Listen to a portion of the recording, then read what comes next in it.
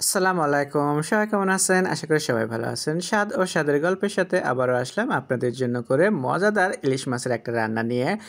আপনারা অনেকভাবে ইলিশ মাছ রান্না করে খাইছেন, কিন্তু একবার এভাবে রান্না করে খান তাহলে দেখবেন যে আপনারা বারবার খেতে ইচ্ছে করবে। তো যাই হোক, আসুন আমি কি নিয়েছি সেটা দেখাবো। এখানে নিয়েছি কাঁচামরিচ, ধনেপাতা আর পেঁয়াজ। এটাকে আমি ভালোভাবে পাটায় বেটে নিয়েছি। আপনারা চাইলে ব্লেন্ডার করে নিতে পারেন। তো এখন চলে আসলাম চুলোতে, একটা কড়াই নিয়ে নিলাম। নিয়ে আমি ওখানে এই বাটাগুলো দিলাম আর দিয়ে দিলাম 2 পিস ইলিশ মাছ। সাথে দিয়ে দিলাম স্বাদ মতো লবণ, হলুদ পাউডার। তো আজকে সামান্য উপকরণ দিয়ে আপনাদেরকে দেখাবো এরকম মজাদার একটা রান্না। এখানে দিয়ে দিলাম রান্নার সর্ষের তেল। দিয়ে আমি সুন্দরভাবে এটাকে এখন হাতের সাহায্যে মেখে নিচ্ছি কড়াইয়ের ভিতরে।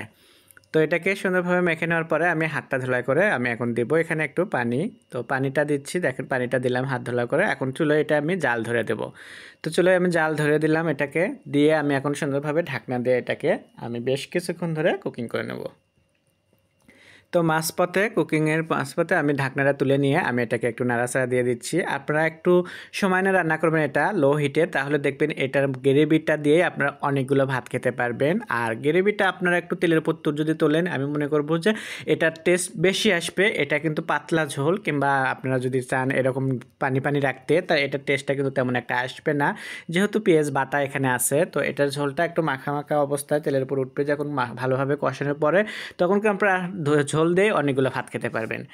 তো এভাবে যদি আপনাদের ভালো লেগে থাকে আমার রান্নাটা, তাহলে অবশ্যই আপনারা একবার হলেও বাসায় রান্না করে দেখুন। আর কালারটা দেখতেই পাচ্ছেন কতটা সুন্দর হয়েছে। তো আমি 2-3 বার একটু ঢাকনা দিয়ে আমি বেশ কিছুক্ষণ সময় নিয়ে আমি কিন্তু লো হিটে এটাকে রান্না করলাম। তো মোটামুটি আপনারা দেখতেই পাচ্ছেন রান্নাটা কিন্তু আমার একদম উল্টে পাল্টে দিচ্ছিলাম, সুন্দর একদম মাছটাকেও সিদ্ধ হয়ে গেছে। অনেক সময় আছে ইলিশ মাছ অল্প সময় হয়তো আপনারা রান্না করবেন, কিন্তু মাছটা হয়তো শক্ত থাকবে, খেতে ভালো লাগবে না, কিংবা ঝোলটাও আপনারা খেতে পারবেন। তো একটু টাইম নিয়ে যদি আপনারা রান্না করেন মনোযোগ দিয়ে, তাহলে 100% আপনারা একদম ইলিশের যে স্বাদ সেই স্বাদটাই আপনারা পাবেন।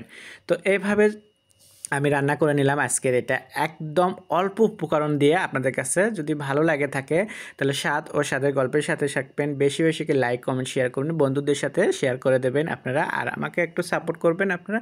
তো আপনাদের সাপোর্টে কিন্তু আমার আরও আগ্রহ থাকবে নতুন নতুন ভিডিও নিয়ে আসার জন্য। তো এই ভিডিওর পরে আপনাদের জন্য নিয়ে আসবো অন্য ভিডিও। এখন আমরা দেখাবো সার্ভ করে। তো সুন্দর একটা বাটিতে করে আমি আপনাদেরকে মাছটাকে সার্ভ করে দেখাচ্ছি। আপনাদের কাছে এটা কেমন লাগলো আমার সার্ভ করতে অবশ্যই কমেন্টের মাধ্যমে জানাবেন। আপনাদের কাছে ভালো লাগলে আমার কাছেও অনেক ভালো লাগে। আপনাদের জন্য নতুন নতুন ভিডিও নিয়ে আসবো। সবাই ভালো থাকবেন। আল্লাহ হাফেজ।